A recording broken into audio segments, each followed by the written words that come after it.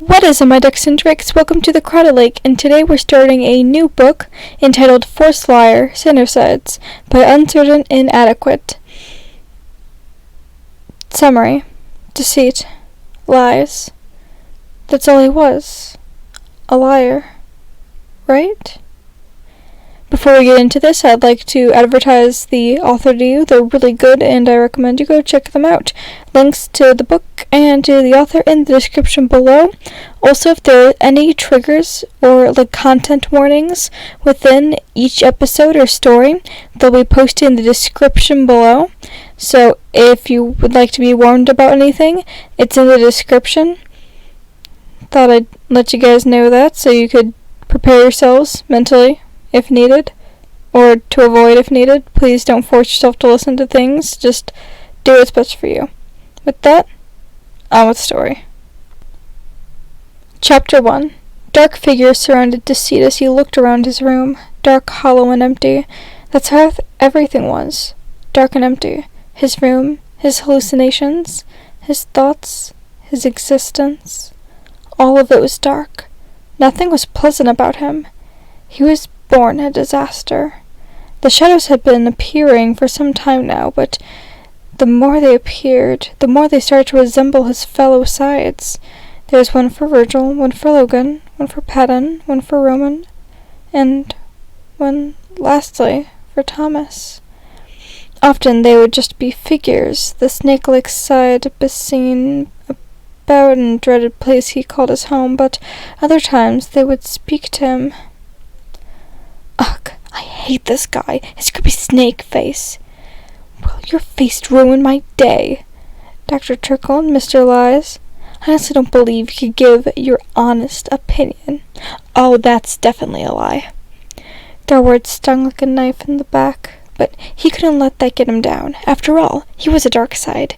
He should be ready and prepared for these insults, but for some reason, he never was ready for them. For some reason, they always hurt the same. Deceit never asked to be the villain, yet he was forced into being one, tortured by himself, if you will. His host was the one everyone listened to. If Thomas didn't like someone, no one else would either. And sadly, Deceit was one of those people. I just want to be like them, he thought.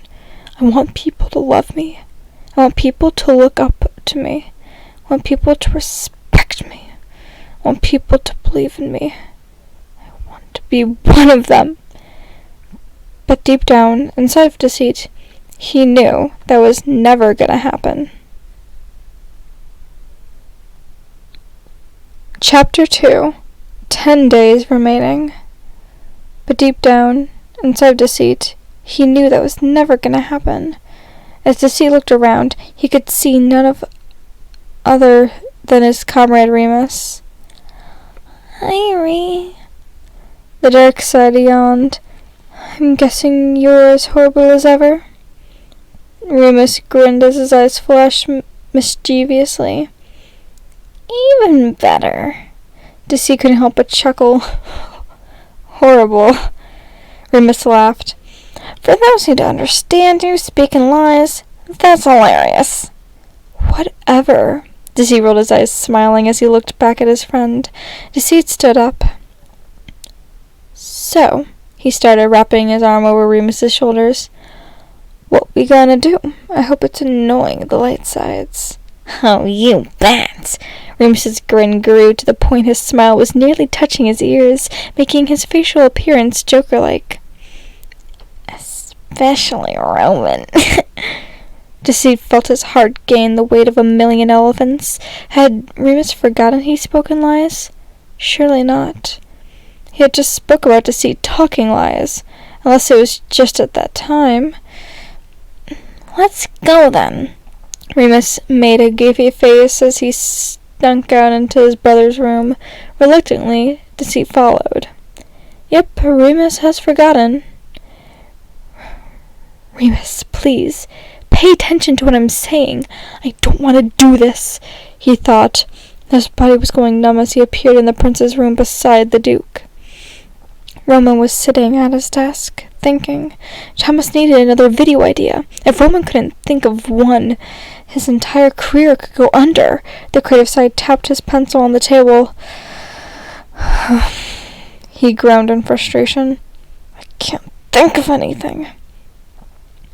A name song, a meme, a Vine-style TikTok, anything would do for the prince. Maybe I could plan a Sandersides video. I can decide how it'll go, he thought, smiling as he began to draw images of what would later become a YouTube video. Oh, brother. Remus's voice taunted behind Roman. Roman's head whipped around as a pair of bony hands were placed upon his shoulders. He could sense someone leaning over his left shoulder. The prince was faced with Deceit and Remus. What do you want? We're bored, Roman. Let us play a game with you. Remus smirked, causing a low groan escape the happier creativity. He then looked over at Deceit, wanting him to go on. Deceit's body froze in place as he tried to leave.